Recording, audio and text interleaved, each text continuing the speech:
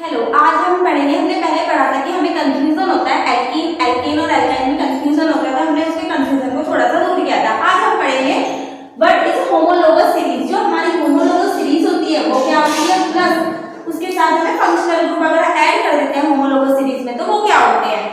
Firstly homologous series का मतलब क्या होता है। अगर हम सिंपली होमोलोगस सीरीज के बारे में जाने तो जो हमारी होमोलोगस सीरीज होती है वो क्या होती है, compound have a same type. जो हमारे कंपाउंड होते हैं वो क्या होते हैं, सेम टाइप के होते हैं with same functional group and follow a general formula. हमारे जो क्या होंगे, कंपाउंड सेम टाइप के होंगे विद सेम फंक्शनल ग्रुप और एक वो जनरल फॉर्मूला को शो करेंगे। अब ये जो हमारा फंक्शनल ग्रुप होता है ये क्या होता है, ये एक तरीके का नेचर होता है, स्पेशल पार्ट होता है ये कंपाउंड का। कोई भी अगर कंपाउंड है तो उसका स्पेशल पार्ट क्या होता है, मेरा फंक्शनल ग्रुप होता है जो डिफाइन करता है नेचर ऑफ कंपाउंड की कंपाउंड का नेचर कैसा है, वो कितना रिएक्टिव है अकॉर्डिंग टू।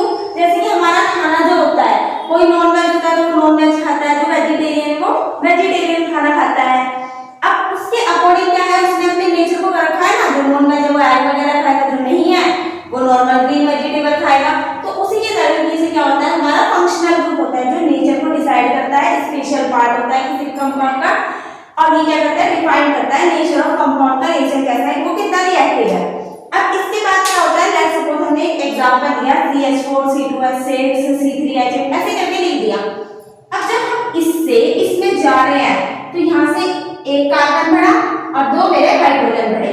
जब 2 से 3 में गए फिर से एक मेरा क्या बना, कार्बन बढ़ा और दो मेरे हाइड्रोजन बढ़े। यहाँ पे भी अब ये क्या होगा, इंक्रीज हुए। ये क्या होती है, होमोलोगस सीरीज में क्या होता है, एक कार्बन का और दो हाइड्रोजन का बढ़ना होता है सिंपली। अब हमें पता है, हमने कल अपने लास्ट लेक्चर में पढ़ा था कि कंफ्यूजन जो होता है, जो हमारे एल्केन होते हैं वो सिंगल बॉन्ड होते हैं, वो स्टेबल होते हैं, इसलिए वो लेस रिएक्टिव होते हैं। जो मेरे एल्कीन होते हैं वो क्या होते हैं, डबल बॉन्ड वाले होते हैं, वो थोड़े रिएक्टिव होते हैं। जो ट्रिपल बॉन्ड वाले होते हैं वो हाईली रिएक्टिव होते हैं। अब जो मेरा एल्केन होता है उसका जनरल फॉर्मूला क्या होता है, CnH2n+2 होता है।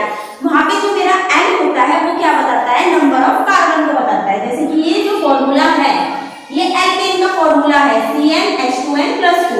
अगर मैंने लेट्स सपोज एक कार्बन का नंबर 1 ले लिया तो ये 1 H2 × 1 + 2 तो ये कितना बना, CH4, जिसको हम क्या बोलते हैं, मीथेन। अगर मेरे पास कार्बन का नंबर 3 ले लिया तो C3H2 × 3 + 2 तो कितने हुए, C3H6 और 2 8, जिसे हम क्या बोलते हैं, प्रोपेन। इसी तरीके से जो हमारा एल्कीन होता है उसका जनरल फॉर्मूला क्या होता है, CnH2n होता है। n का मतलब नंबर ऑफ कार्बन।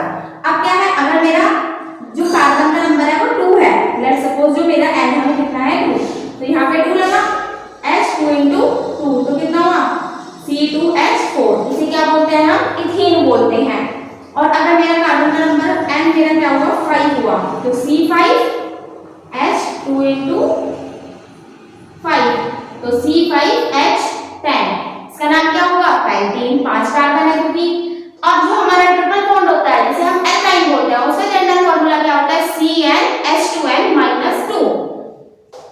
अब मैंने n कितने ले लिए, लेट्स सपोज 3 ले लिए, तो C3H कितना हुआ, 2 × 3 - 2 तो C3 6 में से 2 गए कितना बचा, 4। इसका नाम क्या होगा, प्रोपाइन। और जैसे कि मैंने n की वैल्यू क्या ले ली, 6, तो C6H2 × 6 - 2 तो कितना हुआ, C6H10। इसका नाम क्या होता है, हेक्साइन होता है। होप सो आपको इतनी सारी होमोलोगस सीरीज के बारे में पता चला होगा। अगले वाले अपने लेक्चर में हम होमोलोगस